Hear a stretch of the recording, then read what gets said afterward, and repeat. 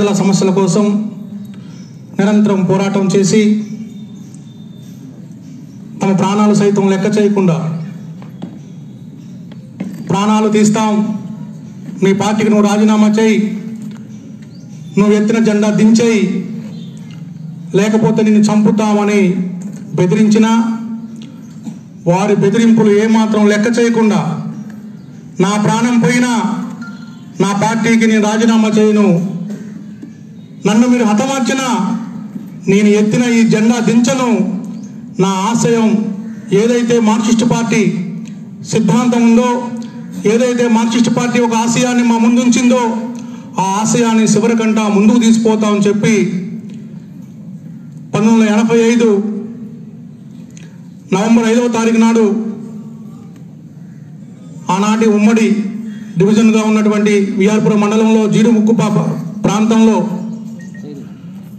మన నాయకుల్ని దారి కాచి ఆనాటి కాంగ్రెస్ వాళ్ళ యొక్క సహకారంతో మన నాయకుల్ని మట్టుకట్టేటువంటి ప్రయత్నం చేశారు ఆనాటి నక్సలైట్లు. భీష్మారావు గారు అక్కడికక్కడే మరణించారు. చంద్రరావు గారు నెల రోజుల పాటు, సుమారు 40 రోజుల పాటు హాస్పిటల్లో వైద్యం పొందుతూ ఆయన హాస్పిటల్లో డిసెంబరు 13వ తారీఖు నాడు మృతి చెందడం జరిగింది. మన ముందు చంద్రరావు గారు లేకపోయినప్పటికీ ఆయన చూపిన మార్గం, ఆయన చూపిన ఆశయం ఇప్పటికీ మన కళ్ళ ముందు కనబడతా ఉంది. ఏదైతే ఏజెన్సీలో ఉన్నటువంటి గిరిజనులు, పేదలు, బడుగు బలహీన వర్గాల యొక్క కష్టజీవుల యొక్క సమస్యలు ఉన్నాయో ఆ సమస్యల పరిష్కారం కోసం నిరంతరం ఈ ఎర్ర జెండా నిలబడే ఉంటుంది. మీరు ఒక్క వ్యక్తిని చంపినంత మాత్రం ఆగదు అని చెప్పేసి ఈనాడు మనకు రుజువు చేసినటువంటి పరిస్థితి కనబడతా ఉంది. అందుకోసం అమరజీవి 35వ వర్ధన్ సందర్భంగా ఈరోజు మనం ఈ యొక్క కార్యక్రమాన్ని ఏర్పాటు చేసుకున్నాం. ఈ కార్యక్రమానికి ముఖ్య అతిథిగా వచ్చినటువంటి మన పార్టీ రాష్ట్ర కార్యదర్శి కామ్రేడ్ తమ్మినేని వీరభద్రం గారిని మాట్లాడవలసిందిగా కోరుతా ఉన్నాను.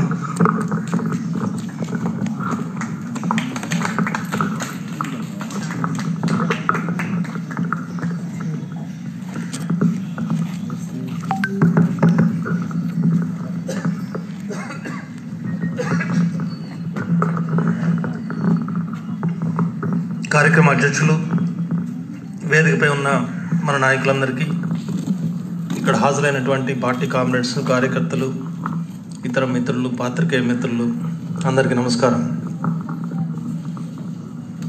కామ్రేడ్ చంద్రరావు గారు భద్రాచలం డివిజన్లోనే కాక ఖమ్మం జిల్లా ఉద్యమంలో కూడా చాలా ఆదర్శవంతమైనటువంటి కమ్యూనిస్ట్ నాయకుడు. ఆ కామ్రేడ్ అతి దారుణంగా హత్య చేయబడ్డాడు. ఇప్పటికే 30 సంవత్సరాలు గడిచింది. 30 సంవత్సరాలు గడిచినా, 350 సంవత్సరాలు గడిచినా జీవితాంతం ప్రజల కోసం పోరాటాలు చేసినటువంటి, ప్రజల కోసం సొంత కుటుంబాలని, వచ్చిన బాధల్ని లెక్క చేయకుండా త్యాగపూరితంగా సేవ చేసినటువంటి నాయకుల్ని మనం మర్చిపోలేము. ముఖ్యంగా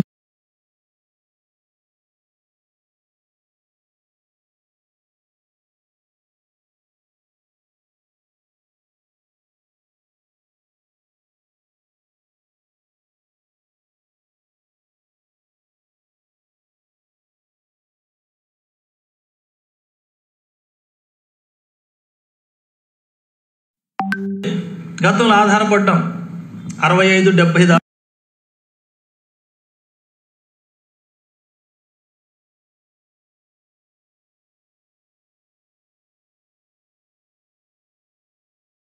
దాకా మన దేశంలో ఉన్న ప్రజలు తినటానికి ఎంత కావాలో అంత మనమే పండించే అవకాశం లేదు. గతంలో తక్కువ ఉండేది. అప్పుడు విదేశాల్లోంచి బియ్యం PL 480 కింద అమెరికా నుంచి గోధుమలు తెప్పించేవాళ్ళు.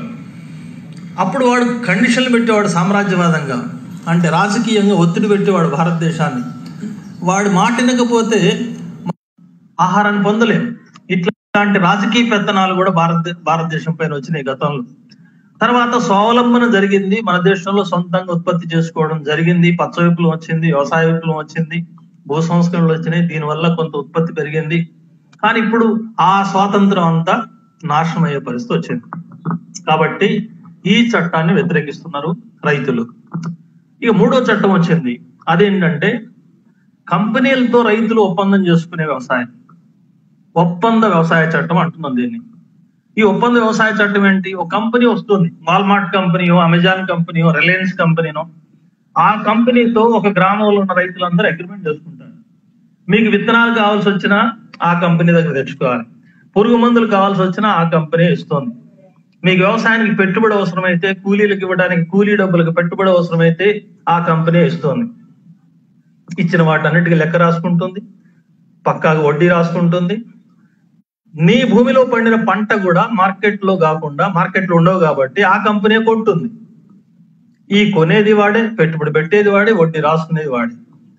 ఆ రకంగా కంపెనీ చుట్టూ తిరగాల్సిన పరిస్థితి రైతులకు వస్తుంది. ఆ కంపెనీ కొన్నాళ్ల పాటు మంచి రేట్ ఇవ్వచ్చు. ఇట్లాంటి కంపెనీ చట్టాలు వచ్చిన అనేక దేశాల్లో 1-2 సంవత్సరాలు రైతులు బాగానే ఉన్నారు, ఆ తర్వాత సర్వనాశనం అయ్యారు, వాళ్ళ సొంత భూముల్లోనే కూలీలుగా మారిపోయారు. ఈ అనుభవాలను బట్టి ఈ కంపెనీ చట్టాలు మాకొద్దు అనేది రైతులు ఇవాళ పోరాడుతున్నారు. 4వ చట్టం తెచ్చాడు, కరెంట్ చట్టం. అది ఎలక్ట్రిసిటీ తెలంగాణలో, ఆంధ్రలో ఉచితంగా ఇస్తున్నారు వ్యవసాయానికి. ఇక భవిష్యత్తులో ఉచితంగా కరెంట్ ఉండదు. ఇప్పుడు ఎన్ని మోటార్లు పెట్టుకున్నా సరే ఫ్రీ. లక్షల రూపాయల బిల్లు అవుతుంది, బాగా పెద్ద రైతే, ఒక 50 ఎకరాలు 100 ఎకరాలు అయితే. అయినా సరే ₹1 కట్టాల్సిన పని లేదు ఇప్పుడు. కానీ ఇప్పుడు మోడీ తీసుకొచ్చిన విద్యుత్ చట్టంలో రాష్ట్రాలకున్న హక్కును తీసేసి కేంద్రం చేతులకు తీసుకుంటున్నాడు. ఆ రకంగా రాబోయే కాలంలో తెలంగాణ, ఆంధ్రప్రదేశ్ లో ఉచిత విద్యుత్ బంద్ అవుతుంది.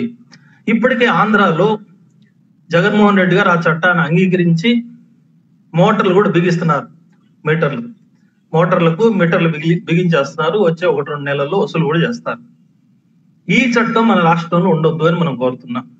మన ముఖ్యమంత్రి కేసీఆర్ అయితే వ్యతిరేకిస్తున్నాడు, వ్యవసాయ చట్టాలను వ్యతిరేకించాడు, కరెంటు బిల్లును కూడా వ్యతిరేకించాడు. కానీ ఇంకా నేను సంతకం పెట్టను అని బాహటంగా ప్రకటించడం లేదు. అసెంబ్లీలో కూడా తీర్మానం చేశారు. కానీ దీనికి ఉన్న లింక్ ఏంటంటే, ఏ రాష్ట్రమైనా ఎలక్ట్రిసిటీ బిల్లును వ్యతిరేకిస్తే మేము అంగీకరించడం లేదు, మా రాష్ట్రంలో అమలు జరపమని సంతకం పెట్టాలి. అయితే మోడీ ఒక బెదిరిస్తున్నాడు ఇప్పుడు అన్ని రాష్ట్రాల ముఖ్యమంత్రుల్ని. ఏమనంటే, ఏ రాష్ట్రం అయితే సంతకం పెట్టదో కరెంటు బిల్లు మీద, ఆ రాష్ట్రానికి భవిష్యత్తులో అధికంగా అప్పు తెచ్చుకునే అవకాశాన్ని మేము రద్దు చేస్తాం, ఆ అవకాశం ఇవ్వం, సెంట్రల్ గవర్నమెంట్ పర్మిషన్ ఇవ్వదు అని చెప్తున్నారు. అయినా సరే వ్యతిరేకించే రాష్ట్రాలు ఉన్నాయి. ఉదాహరణకు మొత్తం భారతదేశంలో ఒకే ఒక్క రాష్ట్రం మీరు అప్పు ఇవ్వకపోయినా సరే బిచ్చమెత్తుకొని బతుకుతుంది తప్ప మీకు లొంగి సంతకం పెట్టే సమస్య లేదని ప్రకటించింది ఒక రాష్ట్రం. అది ఎర్ర జెండా రాష్ట్రం, సిపిఎం పార్టీ ముఖ్యమంత్రి ఉన్న కేరళ రాష్ట్రం. ఇవాళ మనం కేసీఆర్ అడుగుతున్న ఆ మాటే, కేరళ రాష్ట్రంలో ఆ రకంగా ఎదురు తిరిగి మేము సంతకం పెట్టే సమస్య లేదని ప్రకటించినప్పుడు ఇక్కడ మీరెందుకు చేయరు? కేరళ చేసిన పని మీరు ఎందుకు చేయరు? ఇక్కడ రైతుల మీద మీకు ప్రేమ లేదని అడుగుతున్నాం. ఇంకా కేసీఆర్ ఆ నిర్ణయం తీసుకోవాలి మనం కోరుతున్నాం. మొన్నటి దాకా మన కేసీఆర్ బీజేపీ పార్టీని పొగడతలని పొగిడాడు. మోడీ ఏ తప్పుడు పని చేసినా సరే సమర్థించాడు. ఇప్పుడు వ్యవసాయ చట్టాలను వ్యతిరేకిస్తున్నా అని చెప్తున్నాడు. ఎక్కడ దుబ్బాకలు ఓడిపోయిన తర్వాత, జిహెచ్ఎంసీలో సగం సీట్లు పడిపోయిన తర్వాత ఇప్పుడు బీజేపీకి వ్యతిరేకంగా మాట్లాడుతున్నాడు. అంతకుముందు ఎర్ర జెండాలంటే దూరంగా పెట్టిన ఆయన ఈ మధ్య భారత్ బంధువులు ఎర్ర జెండాలతో పాటు గులాబీ జెండాను కూడా కలిపి నడిపిస్తా అంటున్నాడు. వామపక్షాల మీటింగ్ కూడా అందరం కలిసి మాట్లాడుకుందాం హైదరాబాద్ లో అంటున్నాడు. అయితే అది కూడా సక్రమంగా సాగిస్తాడు, అది అనుమానమే. మొన్న భారత్ బంధులో పాల్గొన్నాడు, నిన్న ఢిల్లీ పోయి చాటుగా మాట్లాడొస్తున్నాడు ప్రధానమంత్రితో. ఏం మాట్లాడినో తెలియదు. బాహటంగా ప్రధానమంత్రిని ముఖ్యమంత్రి కలవడానికి అభ్యంతరం లేదు, ఏ ముఖ్యమంత్రి అయినా కలవచ్చు. కానీ వాళ్ళ పార్టీ నాయకులు ఎవరిని పక్కన లేకుండా ఒంటరిగా మాట్లాడుతున్నాడు. ఒంటరిగా ఏం మాట్లాడుతున్నాడు? ఊహాగానాలు నడుస్తుంది ఏంటంటే, మళ్ళీ మోడీకి సరెండర్ కావడానికి ఏమన్నా చర్చలు జరుగుతున్నాయా అనే అనుమానాలు కూడా ఇప్పుడు రాజకీయ రంగంలో వస్తున్నాయి. సరే, అది బయటకు వచ్చేదాకా మనం ఏం కామెంట్ చేయక్కర్లేదు. కానీ టిఆర్ఎస్ ప్రభుత్వం కానీ, కేసీఆర్ మన ముఖ్యమంత్రి కానీ నేర్చుకోవాల్సిన పాఠం ఏంటంటే, ఇప్పటి వరకు గత 6.5 సంవత్సరాలుగా అక్కడ మోడీ అధికారంలోకి రాగానే, ఇక్కడ కేసీఆర్ అధికారంలోకి రాగానే మోడీ చేసిన, బీజేపీ ప్రభుత్వం చేసిన ప్రతి తప్పు నిర్ణయాన్ని సమర్థించుకుంటూ వచ్చాడు. మోడీని పొగుడుతూ వచ్చాడు. 500 రూపాయలు 1000 రూపాయల నోటు రద్దు చేయడాన్ని సమర్థించాడు. 370 ఆర్టికల్ రద్దు చేయడాన్ని సమర్థించాడు. జిఎస్టీ ట్యాక్స్లు వేయడాన్ని సమర్థించాడు. ముస్లిం పర్సనల్ లా జోలికి పోవడాన్ని సమర్థించాడు. రామ మందిరం విషయంలో తీసుకున్న వైఖరులన్నింటినీ సమర్థించాడు. కరోనా వైరస్ వస్తే ఎన్నడూ లేనంత మహా ఉపద్రవం ఆరోగ్య రంగంలో వస్తే కోట్ల మంది ప్రజలు ఇప్పుడు మూతి గుడ్డలు వేసుకొని తిరుగుతున్నాం. ఆరోగ్యం ఎప్పుడు బాగుపడుతుందో తెలియదు, కరోనా ఎప్పుడు దూరం అవుతుందో తెలియదు. ఇట్లాంటి పరిస్థితులు మిగతా దేశాల్లో సక్రమంగా చేసిన చోట కరోనా పారిపోయింది. భారతదేశంలో మాత్రం కరోనా చాలా పెద్ద ఎత్తున పెరిగింది. మొత్తం ప్రపంచంలోనే నెంబర్ 2గా ఉన్నాం అమెరికా తర్వాత. 1 కోటి దాటిపోతున్నాయి మన కేసులు. ఇదంతా మోడీ ప్రభుత్వం యొక్క అసమర్థత కారణం. ఈ మాట మనం విమర్శిస్తే కేసీఆర్ ఏమంటాడు? మోడీ చాలా గొప్పగా చేశాడు కరోనా కంట్రోల్ చేయడంలో. అసలు మోడీ నా మాట అనటం అంటే ఆ మాటను నోరు పెట్టుకోవాలి అనేంతగా మాట్లాడాడు ఆయన. ఈ రకంగా టిఆర్ఎస్ ప్రభుత్వం, కేసీఆర్ బీజేపీని, మోడీని విపరీతంగా పొగట్టడం వల్ల, వాళ్ళ వెనకేసుకు రావడం వల్ల, వాళ్ళదే గొప్ప పార్టీ అని చెప్పడం వల్ల టిఆర్ఎస్ మీద అసంతృప్తి వచ్చిన సందర్భంలో ప్రతి ఒక్కడు మోడీ వైపు ఆలోచిస్తున్నాడు. ఇప్పుడు అంటే కేసీఆర్ చేసిన తప్పు పని ఆయనకే అసలు తీసుకొచ్చింది. భస్మాసుర హస్తం నెత్తి మీద పెట్టుకుంటే నాశనమైనట్టే ఇప్పుడు కేసీఆర్ చేసిన పని ఆయనకే నష్టం తీసుకొచ్చే పరిస్థితి వచ్చింది. ఎందుకని? తెలంగాణ ప్రభావం ఉన్నంత వరకు ఆయన మాట జనం విన్నారు, ఓట్లు వేశారు, గెలుస్తున్నారు ప్రతి సీటు. కానీ ఇప్పుడు తెలంగాణ ప్రభావం ఎన్నాళ్ళు ఉంటుంది? తెలంగాణ సెంటిమెంట్ ఎన్నాళ్ళు ఉంటుంది? తెలంగాణ తెచ్చిన నాయకుడనో, తెలంగాణ తెచ్చిన పార్టీ అనో ఆ గౌరవంతో ఓట్లేస్తున్నారు. ప్రజలకు సేవ చేసినందుకు కాదు, ప్రజలకు ఇచ్చిన మాటలని భంగమైనవి. దళితులకు 3 ఎకరాల భూమి అన్నాడు, ఇవ్వలేదు. డబుల్ బెడ్రూమ్ ఇల్లు అన్నాడు, ఇవ్వలేదు. ఇంటికో ఉద్యోగం అన్నాడు, ఇవ్వలేదు. అందరికి ఫ్రీ ఎడ్యుకేషన్ కేజీ నుంచి పీజీ దాకా అన్నాడు. ఫ్రీ ఎడ్యుకేషన్ అన్నాడు, స్కూళ్ళని మూతేశారు. ఇప్పుడు కరోనా దెబ్బకు అసలు స్కూలే లేకుండా పోయింది. ఏ రకమైన వాగ్దానాలు కూడా కేసీఆర్ అమలు జరిపింది లేదు. మాట్లాడితే నీళ్లు తీసుకొచ్చాం మేము, కాళేశ్వరం ప్రాజెక్ట్ అంటున్నాడు. కాళేశ్వరం ప్రాజెక్ట్ కథ కూడా ఏంటి? ఉన్న డబ్బులని కాళేశ్వరం ప్రాజెక్ట్ పేరుతో ఖర్చు పెడుతున్నారు. మరి ఆ కాళేశ్వరం ప్రాజెక్ట్ వస్తే ఎంతమందికి నీళ్లు వస్తాయి? భద్రాచలం వాళ్ళకి వస్తాయా? కొత్తగూడెం వాళ్ళకి వస్తాయా? ఖమ్మం వాళ్ళకి వస్తాయా? నల్గొండ వాళ్ళకి వస్తాయా? మహబూబ్ నగర్ వాళ్ళకి వస్తాయా? కేవలం 2-3 జిల్లాల కోసం వచ్చింది కాళేశ్వరం ప్రాజెక్ట్. మిగతా దక్షిణ తెలంగాణ జిల్లాలన్నింటిలో ఉన్న ప్రాజెక్టులన్నీ ఎండబెడుతున్నాడు. వాటికి డబ్బు కేటాయించట్లేదు. కాబట్టి నీళ్లు, నిధులు, నియామకాలు అన్న వాటిల్లో నీళ్లు 1-2 జిల్లాలకే తెచ్చాడు. నియామకాలు అసలు లేనే లేవు. 3 లక్షల ఉద్యోగాలు ఖాళీలు ఉన్నాయి. 30,000 కంటే ఉద్యోగాలు ఇవ్వలేదు. ఈ రకమైనటువంటి వాగ్దాన భంగం జరగడం వల్ల యువకులందరికీ నిరుద్యోగ వృత్తి ఇస్తా అన్నాడు రెండోసారి ఎన్నిక జరిగినప్పుడు. అది కూడా అమలు జరపలేదు. మరి వ్యతిరేకత అంతా రాదా? భూములు ఇవ్వకపోగా భూములు సాగు చేసుకున్న గిరిజనులని, పోడు భూముల్లో ఉన్న వాళ్ళందరినీ బయటికి గెంటేస్తున్నాడు. లక్షల ఎకరాల భూముల నుంచి ఖాళీ చేపిస్తున్నాడు. ఈ ఉసురు కొట్టుకోదా మరి? అందుకే కేసీఆర్ పట్ల, కేసీఆర్ పరిపాలన పట్ల యువకుల్లో, విద్యార్థుల్లో, మహిళల్లో, గిరిజనుల్లో, దళితుల్లో, మధ్యతరగతి ఉద్యోగస్తుల్లో వీళ్ళందరిలో ఒక వ్యతిరేకత వస్తోంది. రైతాంగం కూడా మొదట కొంత రైతు బంధు ఇచ్చాడనో లేక బీమా పథకాలు ఇచ్చాడనో సానుకూలంగా ఉన్నా, పంటల విషయంలో, పంటల రెగ్యులేషన్ విషయంలో, పంటల కొనుగోలు విషయంలో, పాస్ పుస్తకాలు ఇవ్వడంలో జరిగిన అక్రమాలతోటి క్రమక్రమంగా రైతాంగం కూడా వరదలు వచ్చినప్పుడు సహాయం చేయకపోవడం, ఇట్లాంటి వైఖరుల వల్ల రైతుల్లో కూడా వ్యతిరేకత ప్రారంభమైంది. మరి ఈ వ్యతిరేకత అంతా ఎక్కడికి పోవాలి? కేసీఆర్ మీద కోపం వస్తే ఎవరికి వెళ్ళిపోవాలి? బీజేపీ బ్రహ్మాండమైన పార్టీ నీ నోటి నుంచే చెప్పావు. నీ ప్రజలందరికీ నేర్పింది అదే నువ్వు. కాబట్టి ఆ బీజేపీ వైపు చూడడానికి ప్రజలు ప్రయత్నం చేస్తున్నారు. అందుకే దుబ్బాకలు ఓడిపోయాం. అందుకే జిహెచ్ఎంసీ ఎన్నికల్లో ఓట్లు తగ్గిపోయినాయి, సీట్లు తగ్గిపోయినాయి. భవిష్యత్తులో ఖమ్మం కార్పొరేషన్ కి, వరంగల్ కార్పొరేషన్ కూడా మేము కన్నేసాం అంటున్నారు. నాగార్జున సాగర్ నరసింహ చచ్చిపోయాడు, అక్కడ కూడా మేము బాగా వేస్తాం అంటున్నారు. ఈ రకంగా తెలంగాణ రాష్ట్రంలో కాషాయ శక్తులు కాలునడానికి కారణం కేసీఆర్, ఆయన అసమర్థ వైఖరి, ఆ బీజేపీ శక్తుల పట్ల అనుసరించిన మెతక వైఖరి కారణం అనేది మనం అర్థం చేసుకోవాల్సిన అవసరం ఉంది. అందుకే కేసీఆర్ కు పదే పదే విజ్ఞప్తి చేశాం. ఇప్పటికైనా ఒక పెద్ద పార్టీగా, రాష్ట్ర పరిపాలకుడుగా ఈ రాష్ట్ర ప్రజల సంక్షేమం రీత్యా, తెలంగాణ భవితవ్యం రీత్యా ఈ కాషాయ శక్తులను అడ్డుకోవాలి. ఈ మతోన్మాదుల్ని రాష్ట్రంలోకి రాణిస్తే ఆ ఉన్మాదం పెంచుతారు. మన జిహెచ్ఎంసీ ఎన్నికలు జరిగిన ఎన్నికల్లో ఏం మాట్లాడారు? ఎవరైనా నీళ్ల గురించో, నల్లాల గురించో, గుంటల గురించో, లైట్ల గురించో, వీధుల గురించో, వీటి గురించి మాట్లాడలేవరు. బీజేపీ వాళ్ళు మాట్లాడారు, మేము గెలిస్తే పాత బస్తీలో స్ట్రైకులు చేస్తామన్నారు. మొత్తం ముస్లింలందరినీ విదేశాలకు, పాకిస్తాన్, బంగ్లాదేశ్ కు పారగొడతామన్నారు. వాళ్ళు ముస్లింలు ఎంఐఎం పార్టీ వాళ్ళు ఏం మాట్లాడారు? మేము అధికారంలోకి వస్తే పివి నరసింహరావు సమాధి కూలగొడతాం, ఎన్టీ రామారావు సమాధి కూలగొడతాం, లేకపోతే ట్యాంక్ బండ్ మీద విగ్రహాలు కూలగొడతాం అని. వీడు కూలగొట్టుడు, వాడు పారగొట్టుడు, ఇది తప్ప జనానికి తిండి పెట్టుడు, లేక మంచినీళ్ళు ఇచ్చుడు. వర్షం వస్తే నదుల్లాగా మారిపోతున్నాయి బజార్లు మొత్తం హైదరాబాద్ లో. అట్లాంటి పరిస్థితి గురించి మాట్లాడిన వాళ్ళు లేరు. అంటే ఒక ఉద్రేకం రెచ్చగొట్టడానికి, ఒక ఉన్మాదం రెచ్చగొట్టడానికి, సెంటిమెంట్ల మీద ఆధారపడి ఓటు సాధించడానికి అలవాటు పడ్డ ఈ పార్టీలు తప్ప మతం ఒకటి చెప్తాడు, ప్రాంతం ఒకటి చెప్తాడు, ప్రజల గోడు మాత్రం ఎవరు చెప్పడు. ఇట్లాంటి పరిస్థితులు రాష్ట్రంలో ఉన్నాయి.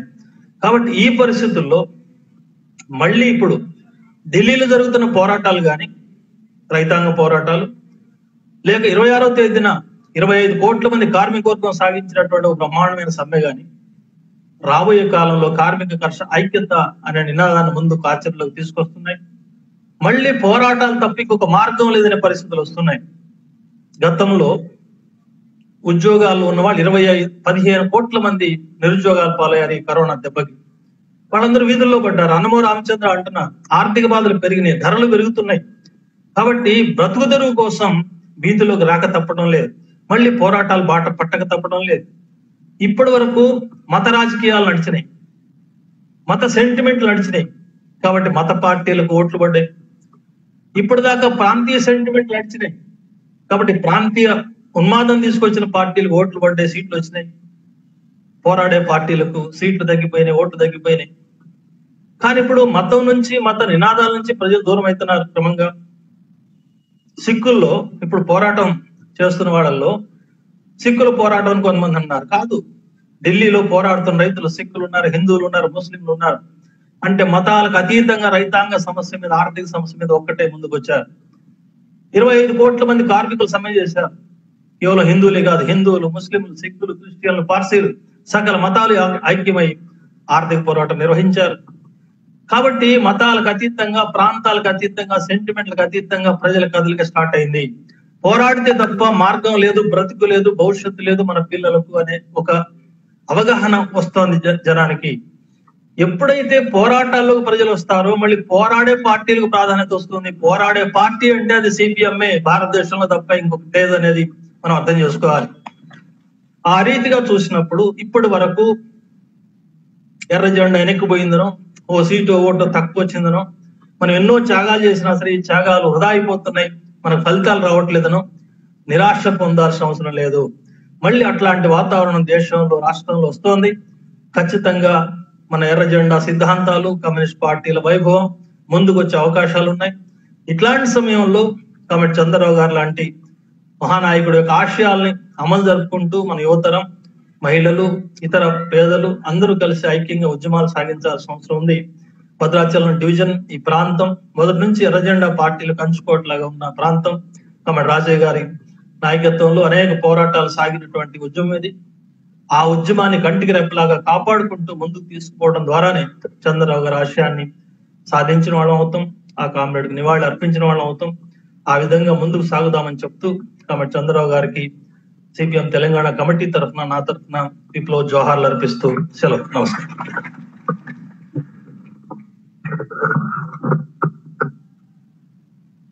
అమరవీరులు చూపినటువంటి ఆశయ స్ఫూర్తితో కేంద్ర రాష్ట్ర ప్రభుత్వాలు అవలంబిస్తున్నటువంటి విధానాలకు వ్యతిరేకంగా ఉద్యమాలు ముందుకు తీసుకోవాలని చెప్పేసి పిలిపించినటువంటి ఎర్ర జెండాదే భవిష్యత్తు, ఆ భవిష్యత్తును అందిపుచ్చుకోవాలని చెప్పేసి పేర్కొన్నటువంటి మన పార్టీ రాష్ట్ర కార్యదర్శి కామ్రేడ్ తమ్మినేని వీరభద్రం గారికి పార్టీ పట్టణ కమిటీ తరఫున విప్లవ ధన్యవాదాలు తెలియజేస్తూ, ఇప్పుడు ఒక చిన్న ప్రకటన. మన ఇప్పుడే తమ్మినేని గారు ప్రకటించారు, భవిష్యత్తులో చంద్రరావు గారి పేరుతోటి ట్రస్ట్ ఏర్పాటు చేయబోతా ఉన్నాం.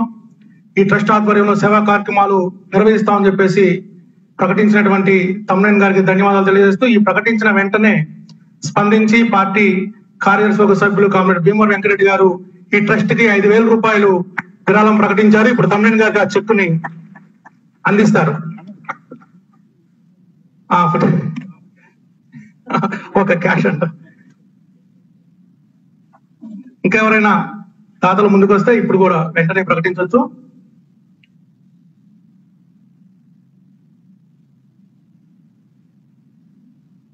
కామ్రేడ్ వెంకరెడ్డి గారికి ఈ సందర్భంగా ధన్యవాదాలు తెలియజేస్తూ, ఇంకా దాతలు ముందుకు వస్తే ఇప్పుడే ప్రకటించడానికి అవకాశం ఉంది. అట్లాగే మన ఇప్పుడు పార్టీ రాష్ట్ర కార్యదర్శి ఒక సభ్యులు మాజీ ఎంపీ డాక్టర్ మిడియం బాబురావు గారిని సభను ఉద్దేశించి మాట్లాడవలసిందిగా కోరుతా ఉన్నా.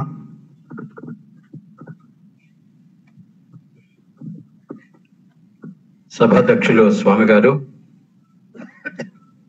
సభకు నమస్కారం. బండారు చంద్రరావు గారు ఒక కమ్యూనిస్టుగా, ఒక ఉత్తమ మానవుడుగా జీవించాడని, అట్లాంటి ఉత్తమమైనటువంటి మానవ విలువల కోసం, కమ్యూనిస్టు సిద్ధాంతాల కోసం ప్రాణత్యాగం చేశారు. ఆయన నుంచి ఈ తరం నేర్చుకోవాల్సిన అంశాలు అనేకం ఉన్నాయి. అప్పుడు మన ప్రాంతం తూర్పుగోదావరి జిల్లాలో ఉంది. ఆయన ఎక్కడో తూర్పుగోదావరి జిల్లా కొత్తపేట తాలూకాలో వానపల్లి గ్రామంలో జన్మించారు. అక్కడే పార్టీ సభ్యుడయ్యాడు. పార్టీ ఆదేశం మేరకు ఆయన 60 ప్రాంతాల్లో భద్రాచలం వచ్చారు. ఇప్పుడు మన కార్యకర్తలు, మన ఓల్డ్ టైమర్లు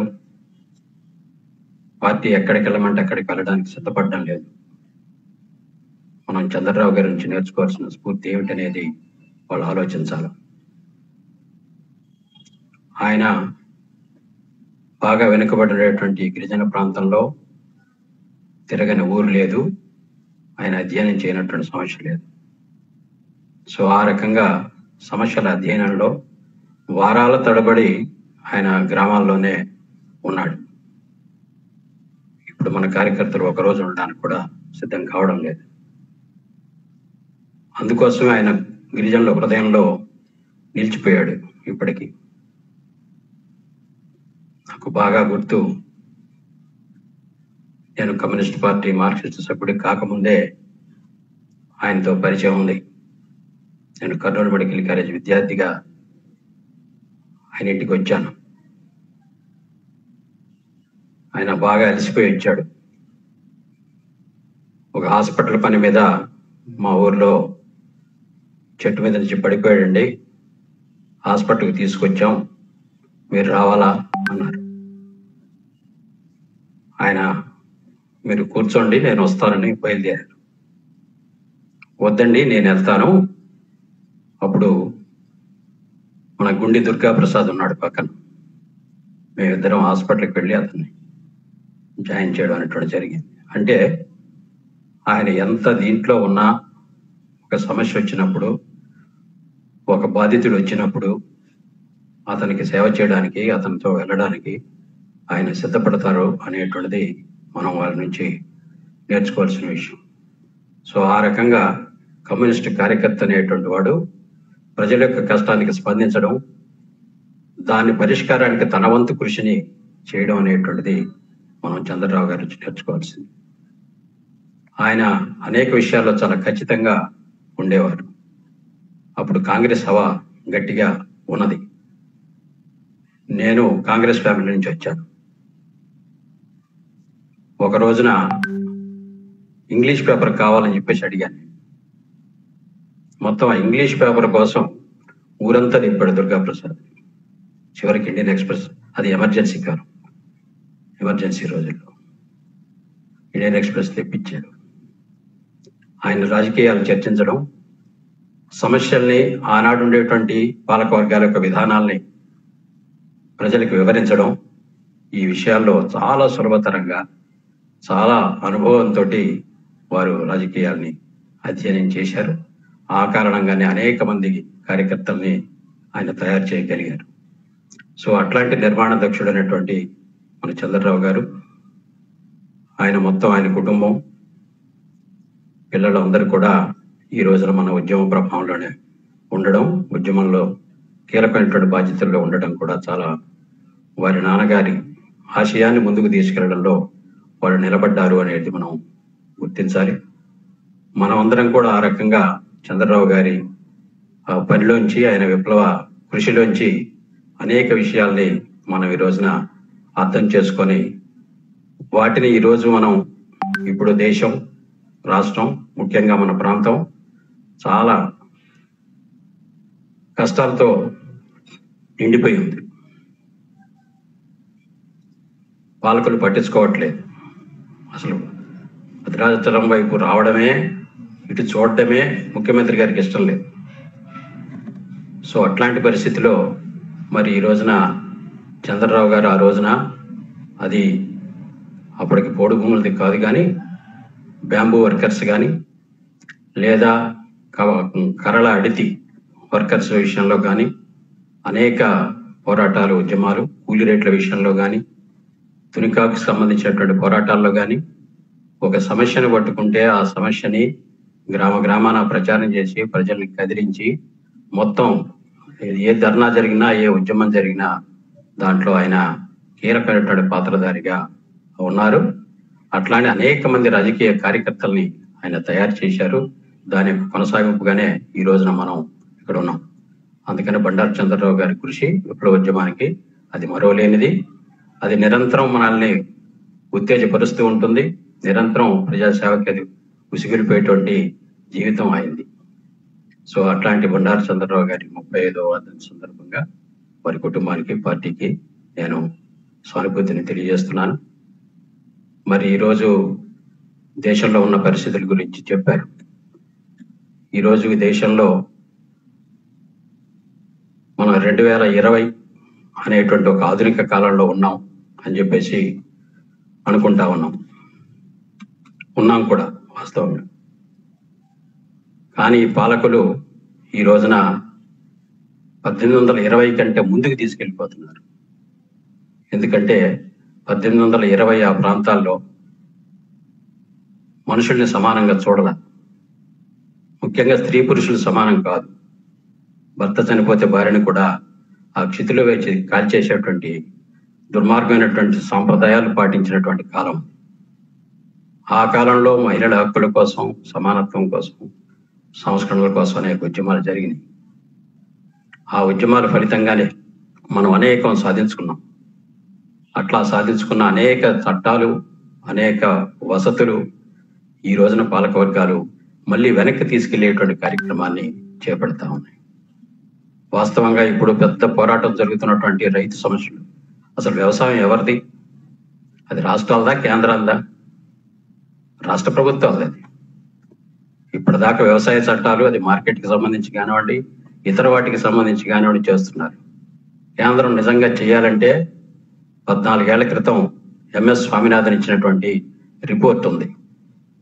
గత కాంగ్రెస్ హయాంలో కానీ, ఇప్పుడున్న బీజేపీ హయాంలో కానీ పార్లమెంట్ 1 గంట ఈ నివేదిక చర్చించే ఓపిక లేకపోయింది.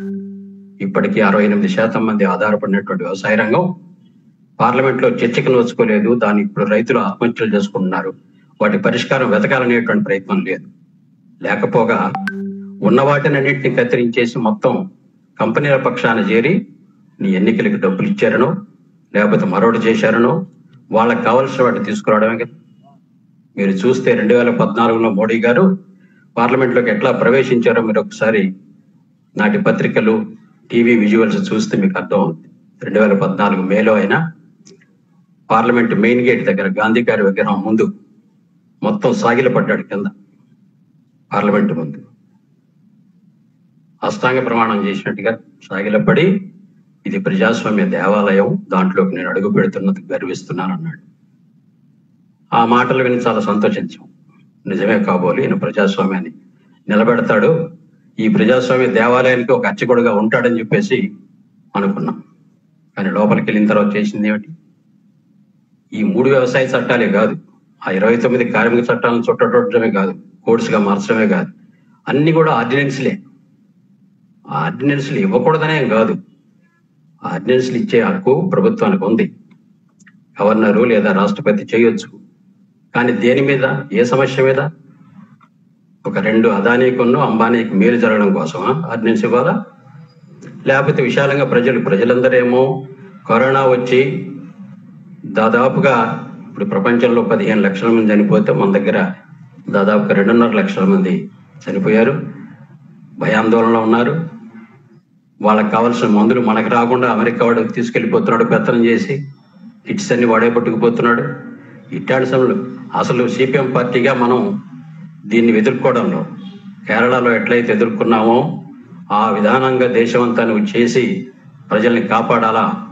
ప్రతి కుటుంబానికి ఇన్కమ్ ట్యాక్స్ పరిధిలో లేనటువంటి ప్రతి కుటుంబానికి 7,500 రూపాయలు నెల ఒక 6 నెలల పాటు నువ్వు ఇవ్వాలి. తలా 10 కేజీల చొప్పున ఆహార దినుసులు ప్రతి కుటుంబానికి సరఫరా చేయాలి. ఉచితంగా టెస్టులు చేయాలి. అది వచ్చిన వాళ్ళకి ఉచితంగా వైద్యం అందించాలి. ఇట్లాంటి డిమాండ్స్ తోటి మన పార్టీ ప్రభుత్వానికి విన్నవిస్తే, ప్రధానమంత్రికి చెబితే, రాష్ట్రపతి దగ్గర మొరబెట్టుకుంటే వాటి గురించి ఉలికే లేదు. ఒక్క కుటుంబానికి ఒక్కరోజు భోజనం పెట్టినటువంటి పరిస్థితి లేదు. ఒక పక్కన దీపాలు వెలిగించండి, తప్పట్లు కొట్టండి, ఈ ప్రచారాలు తప్ప వాస్తవంగా ఒక మహమ్మారి వస్తే దాన్ని ఎదుర్కోవడానికి ఏం చేయాలనేటువంటి విషయంలో ఈ ప్రభుత్వానికి ఉన్నటువంటి భావన, ఈ ప్రభుత్వానికి బాధ్యత రాహిత్యం, ఈ ప్రభుత్వం యొక్క క్రూరత్వం మనకు దాంట్లో కనిపిస్తాం. సో ఆ రకంగా దాని మీద ఇవ్వాల. రైతులకు ఉండే సౌకర్యాలు పీకేయడానికి మాత్రం ఆర్డినెన్స్ ఇచ్చేవంటే, కంపెనీలు బాగా బ్లాక్ మార్కెట్ చేసుకోవడానికి కావాల్సిన పద్ధతిలో ఆర్డినెన్స్లు ఇచ్చేవంటే, నువ్వు ఆర్డినెన్స్లు అనే ఆయుధాన్ని దేనికి వాళ్ళు వినియోగిస్తున్నావు? అసలు పార్లమెంటు నువ్వు ప్రజాస్వామ్య దేవాలయం అన్నావు. ఈ దేవాలయంలో వాళ్ళు కోరింది ఏమిటి? చర్చ అడిగారు. స్టాండింగ్ కమిటీకి రిఫర్ చేద్దామని అడిగారు ప్రతిపక్షాలు. మనకున్నది 3 సభ్యులే కావచ్చు కాక, కానీ ఆ 3 కూడా ఈ విషయాలు అడిగితే వాళ్ళని బయటికి నెట్టించారు. రాజ్యసభలో 8 మంది ఎంపీలకి, మన పార్టీ 2 ఎంపీలతో సహా 8 మందిని బయటికి నెట్టేసి వాయిస్ ఓటుతో నెగ్గినట్టుగా చేశారు. వాళ్ళు కోరింది ఏంటంటే డివిజన్ కోరారు. అంటే ఓటింగ్ జరగాలి, దీని మీదనే పట్టుబట్టారు వాళ్ళు. ఎస్, ఒక సభ్యుడికి కూడా హక్కు ఉంది ఓటింగ్ జరిపేయటం. మరి ఎందుకని చేయలే? ఇది ప్రజాస్వామ్యమా? రాష్ట్రాలు చేయాల్సిన పనినంతా కూడా నువ్వు గుత్తగా తీసుకొని నువ్వే మొత్తం ఆర్డినెన్స్ల ద్వారా చేస్తుంటే ఏ రాజ్యాన్ని నడుపుతున్నారు వీళ్ళు, ఏ రాజ్యాంగాన్ని అమలు చేస్తున్నారు వీళ్ళు అనేటువంటిది ఈ రోజున మనం ప్రశ్నించాల్సిన పరిస్థితి వచ్చింది. ఇదే కాదు, ఈరోజు రాజ్యాంగం మాకు రక్షణగా ఉంటుంది, మా బ్రతుక్కి మా ఉపాధికి మాకు ఉంటుందనేటువంటి గ్యారంటీ ఈ రోజున దళితులకి కానీ, ఆదివాసులకు కానీ, ఇతర పేద వర్గాలకు కానీ, మహిళలకు కానీ ఈ రోజున ఉందా? మహిళల మీద ఎన్ని రకాల దాడులు, మహిళల పట్ల ఈ ప్రభుత్వానికి ఉండేటువంటి శ్రద్ధ ఏమిటి? సో ఆ రకంగా మనం ప్రశ్నలు వేసుకుంటూ వెళ్తే ఈ ప్రభుత్వం పూర్తిగా ఇప్పుడు ఉండేటువంటి అన్ని విలువల్ని తొంగలో తొక్కేసి తన సొంత పెత్తనాన్ని ఈ రోజున ఇక్కడ దేశంలో నడపడం అనేటువంటి జరుగుతూ ఉంది. అందువల్ల ఇట్లాంటి ప్రభుత్వానికి వ్యతిరేకంగా ఈ రోజున రైతులు, కార్మికులు వీళ్ళందరూ కూడా తిరుగుబాటు ప్రకటించారు. ఆ తిరుగుబాటు దాని స్ఫూర్తిని అర్థం చేసుకొని మనం కూడా మన ప్రాంతంలో మనకున్న కష్టాలని వదిలించుకోవడంలో ఈ రోజున తప్పనిసరిగా ఇప్పుడున్న ఈ వర్తమాన పరిస్థితులను అర్థం చేసుకొని ముందుకెళ్లాల్సిన అవసరం ఉంది. ఈ రోజున సుప్రీంకోర్టు అసలు రిజర్వేషన్ ఉందా లేదా ఎస్సీ ఎస్టీలకి లేదా మైనారిటీలకి? అక్కడ 370 ఎత్తేసావు, అక్కడ లేకుండా మొత్తం రాష్ట్రాన్ని ముక్కలు చేసావు, మొత్తం అక్కడ ఉండేటువంటి భూముల్ని ఎవరైనా కొనుక్కోవచ్చు 35A ఆర్టికల్ని రద్దు చేసావు. రేపు షెడ్యూల్ ఏరియాలో మాత్రం నువ్వు రద్దు చేయవని గ్యారంటీ ఉంది. సరే, ఇప్పటికే అమలు చేయట్లేదు అనుకోండి. కేసీఆర్ గారు ఇస్తా పట్టాలు ఇస్తా అంటాడు తప్ప వచ్చింది లేదు, పట్టా ఇచ్చింది లేదు. సో ఆ రకంగా ఈ రోజున మొత్తం ప్రభుత్వం అనేటువంటిది చాలా తన ఇష్టం వచ్చినట్టుగా వ్యవహరిస్తా ఉంది తప్ప రాజ్యాంగంలో ఉండే వాటిని అమలు చేసేదానికోసం ప్రయత్నం చేయట్ల. జార్ఖండ్ కేసులో ఏం జరిగింది, ఉత్తరాఖండ్ కేసులో ఏం జరిగింది? స్వయంగా సుప్రీంకోర్టు చెప్పింది రిజర్వేషనా రాష్ట్ర ప్రభుత్వాలు ఇష్టం ఉంటే ఇవ్వచ్చు, లేకపోతే లేదు. ఇది ప్రాథమిక హక్కేం కాదు అని కూడా చెప్పేసి. మనకు తెలుసు, మన భారత రాజ్యాంగం 3వ చాప్టర్లో ప్రాథమిక హక్కుల చాప్టర్ అది. ఆర్టికల్ 12 నుంచి 35 దాకా ఉన్న ఆర్టికల్స్ అన్ని కూడా ప్రాథమిక హక్కుల గురించి, వివిధ సెక్షన్లకు ఇచ్చేటువంటి రాయితీల గురించి ఉన్నది దాంట్లో. మరి 15(4), 16(4) ఆర్టికల్స్ ప్రకారంగానే రిజర్వేషన్లు ఈరోజు ఈ దేశంలో అమలు జరుగుతూ ఉన్నాయి. మరి ఆ ప్రాథమిక హక్కులు కూడా ప్రాథమిక హక్కే కాదని చెప్పేసి ఒక అత్యున్నత కోర్టు మాట్లాడితే, మరి మేమే రిజర్వేషన్లు తెచ్చామనే కాంగ్రెస్ వాళ్ళు కానీ, మేమే వీళ్ళని ఉద్ధరిస్తామనేటువంటి బీజేపీ వాళ్ళు కానీ ఎందుకని ఒక్క మాట మాట్లాడలేదు? ఇది రాజ్యాంగ విరుద్ధం అని చెప్పేసి ఎందుకు అనలేకపోయారు? ఎందుకు మౌనం వహిస్తున్నారు? ఈ మౌనం ఎక్కడ దాకా పోద్ది? ఈ మౌనం ఎక్కడితో ఆగదు.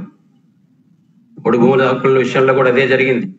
ఇదే సుప్రీంకోర్టు గత ఫిబ్రవరిలో చెప్పింది, అంతకుముందు 2019 ఫిబ్రవరిలో చెప్పింది, పెండింగ్ దరఖాస్తులు ఉండేటువంటి వాళ్ళందరినీ కూడా ఖాళీ చేయించాలా. 21 రాష్ట్రాల చీఫ్ సెక్రటరీలకి ఆదేశాలు ఇచ్చింది. మీరు జూలై 12వ తారీఖు నాటికి ఖాళీ చేయిస్తారా, లేకపోతే మేమే చర్యలు తీసుకోమంటారని కూడా బెదిరింపుగా చెప్పింది.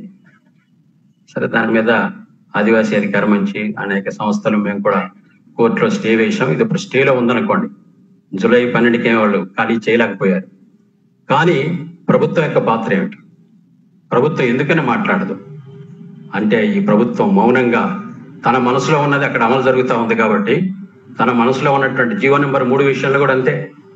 కోర్టుకు వెళ్తానని చెప్పిన కేసీఆర్ మనం బంద్ చేసిన రోజున ఇప్పటికీ కాగితాలు సబ్మిట్ చేయాల. అంటే టైం ఉందనుకోండి, ఇంకా కరోనా వలన టైం పెంచారు.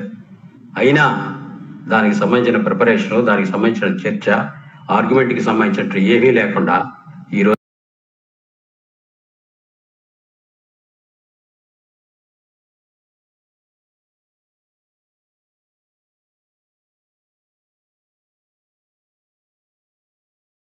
వంద పైసలు కూడా ఈ రోజుకి ఇవ్వనటువంటి ప్రభుత్వం ఈరోజు ఉన్నదనేటటువంటి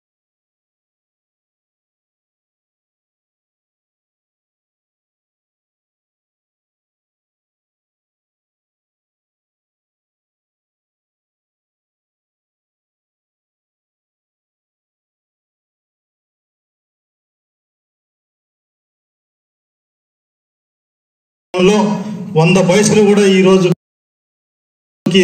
ఇవ్వనటువంటి ప్రభుత్వం ఈరోజు ఉన్నదనేటటువంటిది ఇవాళ ప్రజలందరూ కూడా గమనిస్తున్నటువంటిది ఉంది. అంతేకాదు, ఇవాళ డబుల్ బెడ్రూమ్ సమస్య కానివ్వండి, లేకపోతే ఇవాళ పట్టణంలో అనేక ఇళ్ళు ఇవాళ నిర్మాణానికి నోచుకోకుండా ఉండడానికి ఈరోజు ప్రభుత్వం యొక్క విధానాలు ఇవాళ ఆటంకంగా ఉన్నాయనేటటువంటిది మనకు కనపడుతుంది. ఇవాళ అందరికీ డబుల్ బెడ్రూమ్ ఇల్లు ఇస్తానని చెప్పిండు. ఈ 6.5 సంవత్సరాల కాలంలో 88 ఇళ్ళు మాత్రమే భద్రాచలం టౌన్కి కేటాయిస్తే ఇంకా పూర్తిగా అన్నటువంటి పరిస్థితి ఉంది. ఇప్పుడు దాదాపు 2000 మంది ఇళ్ల కోసం దరఖాస్తులు పెట్టుకొని ఇవాళ ప్రభుత్వం వైపు ఎదురు చూస్తున్నటువంటిది ఇక్కడ కనపడుతుంది.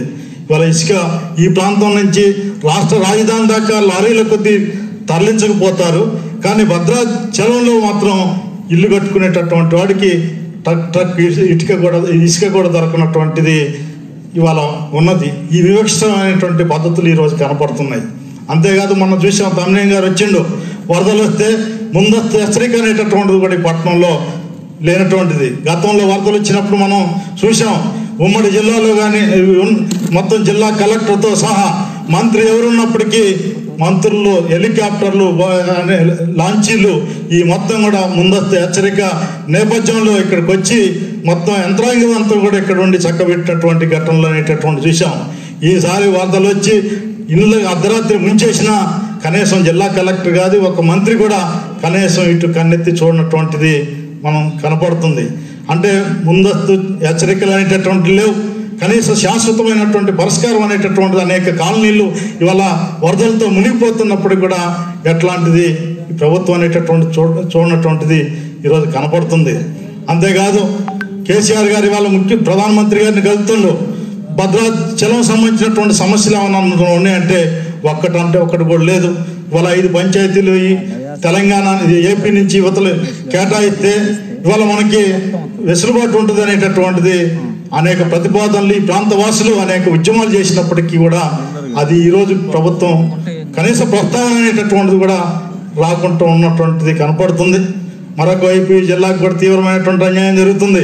ఇవాళ సీతారాం ప్రాజెక్టు పేరుతోటి ఇవాళ ఈ జిల్లాకు సంబంధించిన అంటే భద్రాద్రి గోదావరి నీళ్ళని ఇవాళ ఇతర ప్రాంతాలకి తీసుకెళ్తున్నారు.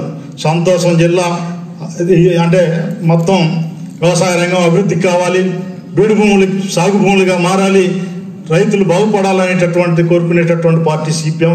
భద్రాద్రి కొత్తగూడెం జిల్లా ప్రజలు కూడా ఆ రకమైనటువంటి త్యాగపూరితమైనటువంటి ఆలోచనతోటి ఉన్నారు. కానీ ఇక్కడ నీళ్ళు వేసుకుపోతూ ఈ ప్రాంతానికి ఏమిస్తుందనేటటువంటిది వాళ్ళ ప్రభుత్వాన్ని ప్రశ్నించాల్సినటువంటి అవసరం ఉంది. భూములు కోల్పోతున్నారు. అనేక త్యాగాలు చేసేటటువంటి వాళ్ళకి 2013 భూసేకరణ చట్ట ప్రకారం కనీసం ఇవాళ నిధులు డబ్బులు ఇవ్వనటువంటి పరిస్థితి. మరొక వైపు ఈ ప్రాంతంలో ఉన్నటువంటి సాగు భూములకి వాళ్ళ నీరు ఇవ్వకోకుండా తీవ్రమైనటువంటి అన్యాయం ఇటు భద్రాచలంలో ఉండబడినటువంటి 2 మండలాలకు కానివ్వండి, లేకపోతే పినపాక నియోజకవర్గంలో ఆ రకమైనటువంటి వ్యవస్థ అనేటటువంటిది ఈరోజు కనపడుతుంది. ఇది ఇట్లాగే ఉండగానే ఈరోజు సీతమ్మ బ్యారేజ్ అనేటటువంటి పేరుతోటి వాళ్ళ 2600 కోట్ల రూపాయలతోటి వాళ్ళ మరో ప్రాజెక్ట్ నిర్మాణం చేపడుతున్నారు. దీని ఫలితంగా పర్ణశాల నుంచి చర్ల దాకా, ఇటు అశ్వాపురం నుంచి మన ఏటూరు నగరం దాకా అనేక వందల ఎకరాల భూముల్ని, అనేక గ్రామాలని ఖాళీ చేసి ఇవాళ భూసేకరణ కోసం ప్రభుత్వం సిద్ధపడుతున్నటువంటి పరిస్థితి ఉంది. ఇవాళ వాళ్ళ కనీసమైనటువంటి నష్టపరిహారం అనేటటువంటి కూడా ప్రస్తావనకి కూడా నోసుకోలేనటువంటిది ఈరోజు కనపడుతుంది. అనేక సమస్యలతోటి ఇవాళ ఈ జిల్లా ప్రజానీకం, ఈ ప్రాంత భద్రాద్రి సంబంధించినటువంటి ప్రజలు ఇవాళ సతమతం అవుతున్న సందర్భంలో ఇవాళ ఈ సమస్యల పరిష్కారం కోసం ఇవాళ పోరాడుతున్నటువంటి పార్టీగా ఈరోజు సిపిఎం ఉంది. అంతేకాదు కోవిడ్ గురించి చెప్పారు. ఇవాళ భద్రాచలం మారుమూల ఉన్నటువంటి ఏజెన్సీ ప్రజలకు అందరికీ, ఇటు పినపాక నియోజకవర్గం, భద్రాద్రి, ఇటు ఏపీలో కలిసినటువంటి వాళ్ళందరూ కూడా ఇవాళ కరోనా లేకపోతే ఇతర డెంగ్యూ ఇతర సంబంధించినటువంటి జ్వరాలు వచ్చినటువంటి సందర్భంలో హైదరాబాద్ దాకా పోలేనటువంటి స్తోమత లేనటువంటి వాళ్ళు ఇవాళ భద్రాచలం ఆసుపత్రిని ఆశ్రయించాల్సినటువంటి పరిస్థితి అనేటటువంటిది ఉంది. ఇవాళ కోవిడ్ కేసులు వస్తే ఇవాళ భద్రాచలం హాస్పిటల్లో డాక్టర్ల పర్యవేక్షణ తప్ప ఒక్క సంబంధించిన మిగతా ట్రీట్మెంట్ అనేటటువంటిది లేదు. మెడిసిన్స్కి బయటికి రాస్తున్నారు. లక్షల రూపాయలు ఇవాళ మెడిసిన్స్ పేరుతోటి ఖర్చు అవుతున్నటువంటి పరిస్థితి అనేటటువంటిది ఈరోజు ఉంది.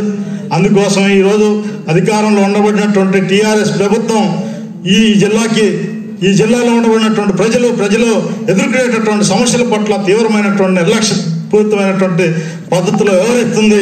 రాబోయేటటువంటి కాలంలో ఈ సమస్యల మొత్తం పరిష్కారం కోసం ఈరోజు పెద్ద ఎత్తున ఉద్యమాలు చేయాల్సినటువంటి అవసరం ఉంది. ఆ ఉద్యమాల్లో ప్రజలందరూ కూడా కలిసి రావాలని కోరుకుంటూ ఈ అవకాశం ఇచ్చినటువంటి మీ అందరికీ పార్టీ జిల్లా కమిటీ తరఫున విప్లవాభినందనలు తెలియజేసుకుంటూ సెలవు. భద్రాచలం అభివృద్ధి పట్ల కేంద్ర రాష్ట్ర ప్రభుత్వాలు అవలంబిస్తున్నటువంటి నిర్లక్ష్య వైఖరిని వ్యతిరేకంగా రాబోయే కాలం ఉద్యమాలు చేయాలని చెప్పేసి మన జిల్లా కార్యదర్శి గారు ప్రకటించడం జరిగింది. వారికి మన పట్టణ కమిటీని ధన్యవాదాలు తెలియజేస్తూ, వాళ్ళ భద్రాచలంలో అనేక సమస్యలు తీవ్రంగా ఉన్నాయి. వీటి పట్ల రాష్ట్ర ప్రభుత్వం కానీ అటు కేంద్ర ప్రభుత్వం కానీ ఏమాత్రం కానీ పట్టించుకునే పరిస్థితి లేదు. ఇటు భద్రాచలం టెంపుల్ అభివృద్ధి విషయంలో కానివ్వండి, అట్లాగే భద్రాచలం పట్టణ అభివృద్ధి విషయంలో కానివ్వండి, ఖచ్చితంగా ఈ ప్రభుత్వాలు ముందుకు రావాల్సిన అవసరం ఉంది. ఎందుకంటే ఈ 5 పంచాయతీని భద్రాచలంలో కలపాల్సిన అవసరం, అట్లాగే భద్రాచలంలో ఇప్పటికే చెత్త డంపింగ్ యార్డ్ లేక చాలా తీవ్రమైన ఇబ్బంది జరుగుతున్న పరిస్థితి మనం చూస్తూ ఉన్నాం. అట్లాగే డ్రైన్లు కానీ, కరెంటు సమస్య కానీ, స్తంభాల సమస్య కానీ, కనీసం ఉపాధి హామీ కార్మికులుగా ఉండి ఉపాధి పనులు చేసుకుంటాం మేము, మాకు పనులు కల్పించండి అంటే పనులు చూపించడానికి మా దగ్గర ఎటువంటి భూమి లేదు, ఎక్కడ చేస్తారని చెప్తున్న పరిస్థితి కనబడతా ఉంది. ఇటువంటి పరిస్థితుల్లో భద్రాచలం పట్టణ అభివృద్ధి కోసం ప్రభుత్వాలు చొరవ చూపాలని చెప్పేసి కూడా ఈ సందర్భంగా మేము ప్రకటిస్తూ ఉన్నాం. అదేవిధంగా ఇవాళ రాష్ట్రంలో అధికారంలో ఉన్న టీఆర్ఎస్ కావచ్చు, ఇక్కడ ఎమ్మెల్యేగా ఉన్నటువంటి కాంగ్రెస్ పార్టీ కావచ్చు, వీళ్ళు ఇవాళ ప్రజల సమస్యలు కానీ, ప్రజల యొక్క జీవితాల గురించి, ప్రజల యొక్క ఇబ్బందుల గురించి ఏమాత్రం కూడా పట్టించుకునే పరిస్థితి లేదు. మీ అందరికీ గుర్తుండుంటే కరోనా నేపథ్యంలో లాక్డౌన్ ప్రభుత్వం ప్రకటిస్తే ప్రజలు చాలా తీవ్రమైన ఇబ్బందులు, పనులు లేక, ఉపాధి లేక ఇబ్బంది పడుతున్నటువంటి ఈ కాలంలో అటు టీఆర్ఎస్ రాష్ట్రంలో ఉన్న టీఆర్ఎస్ పార్టీ, లేదు ఇక్కడ అధికారంలో ఉన్నటువంటి ఇక్కడ ఎమ్మెల్యేగా ఉన్నటువంటి కాంగ్రెస్ కానీ ఎవరు కూడా కనీసం ప్రజల యొక్క స్థితిగతుల గురించి, పరిస్థితుల గురించి ఆలోచించే పరిస్థితి లేనటువంటి సందర్భంలో ప్రజల పక్షాన మేము ఉన్నామని చెప్పేసి భద్రాచలంలో సిపిఎం పార్టీ దరిదాపు 8,000 కుటుంబాలకి, ఎక్కడైతే పేదలు ఉన్నారో, ఎక్కడైతే కష్టజీవులు ఉన్నారో, ఎక్కడైతే ఇబ్బంది పడుతున్న వాళ్ళు ఉన్నారో వాళ్ళందరి దగ్గరికి వెళ్ళి నిత్యావసర వస్తువులు, కూరగాయలు అన్ని విధాలుగా వాళ్ళని ఆదుకునేటువంటి ప్రయత్నం చేసింది భద్రాచలంలో ఒకే ఒక్క పార్టీ, అది సిపిఎం పార్టీ అని చెప్పేసి ఈ సందర్భంగా తెలియజేస్తా ఉన్నాం. అలాగే ఏ సమస్య వచ్చినా ఇవాళ చాలామంది అంటా ఉన్నారు, ఏ కాలనీ వెళ్ళినా ఏ సమస్య వచ్చినా వాళ్ళ దగ్గరికి వెళ్ళినప్పుడు మేము చాలా తప్పు చేశామండి, ఇక్కడ సిపిఎం పార్టీగా ఎమ్మెల్యేగా ఉన్నప్పుడు మాకు అన్ని విధాలుగా అందుబాటులో ఉండేవాళ్ళు, ఏ కష్టం వచ్చినా పిలిస్తే పలికేవారు, ఆ రకంగా మా సమస్య పరిష్కారం చేసేవాళ్ళు, కానీ ఇవాళ గెలిచిన వాళ్ళు అందుబాటులో లేరు. ఎమ్మెల్యే కానీ, ఎంపీ కానీ, మంత్రులు కానీ ఎవరు మమ్మల్ని పట్టించుకోవట్లేదు. అదే సందర్భంలో అధికారంలో ఉన్న ప్రభుత్వం దీన్ని పట్టించుకోవట్లేదు. కాబట్టి మేము చేసిన తప్పుని మళ్ళీ మేము సమీక్ష చేసుకుంటాం, మీరే మాకు అండగా నిలబడాలని చెప్పేసి ఇవాళ మళ్ళీ మన పార్టీ వైపు చూస్తున్న పరిస్థితి కనబడతా ఉంది. ఇవాళ మన పార్టీ కూడా ఇక్కడ గెలవపోయిన ప్రజల పక్షాన ప్రజలకు అండగా నిలబడి పోరాటాలు చేస్తున్న పరిస్థితి కూడా మనం చూస్తూ ఉన్నాం. మొన్న ఈ ప్రాంతంలో వరదలు వచ్చి ముంపు గురైనటువంటి కుటుంబాలకి కనీసం ₹1 కూడా ఈ ప్రభుత్వం నష్టపరిహారం చెల్లించలే. నష్టపరిహారం చెల్లించాలని ప్రజలు వేసుకొని పెద్ద ఎత్తున ఆందోళన చేసింది మన సిపిఎం పార్టీ. అదేవిధంగా కరోనా పేరుతోటి ఇక్కడ ఉన్నటువంటి వరదలు పడినటువంటి కుటుంబాల్ని అవమానపరిచే పద్ధతుల్లో ఒక అధికారి అవమానపరిస్తే అధికారిని తక్షణమే ఇక్కడ నుంచి పంపించాలని చెప్పేసి, ఇది సరైనది కాదు అని చెప్పేసి మనం పెద్ద ఎత్తున ఆందోళన చేసాం. ఆ పోరాటం కూడా ఫలించింది. ఈ రకంగా ఏంటంటే ప్రజల పక్షాన ఇప్పటికీ నికరంగా నిజాయితీగా నిలబడి మన సిపిఎం పార్టీ కార్యకర్తలు కానీ మొత్తం కూడా యంత్రాంగం పనిచేస్తూ ఉంది. రాబోయే కాలంలో ప్రజలు ఏదైతే విశ్వాసాన్ని మన మీద ఉంచుతా ఉన్నారో ఆ విశ్వాసాన్ని నిలబెట్టే దానికోసం మనం పనిచేయాలని చెప్పేసి కూడా పనిచేస్తామని చెప్పేసి కూడా చంద్రబాబు గారి స్ఫూర్తితో ఈ ఉద్యమాన్ని ముందుకు తీసుకుపోతామని చెప్పేసి తెలియపరుస్తూ మన పార్టీ జిల్లా కమిటీ సభ్యురాలు కామ్రేడ్ రేణుక గారిని ఈ యొక్క సభని ముగించేదానికి వందన సమర్పణ చేయవలసిందిగా కోరుతా ఉన్నాం. కామ్రేడ్స్.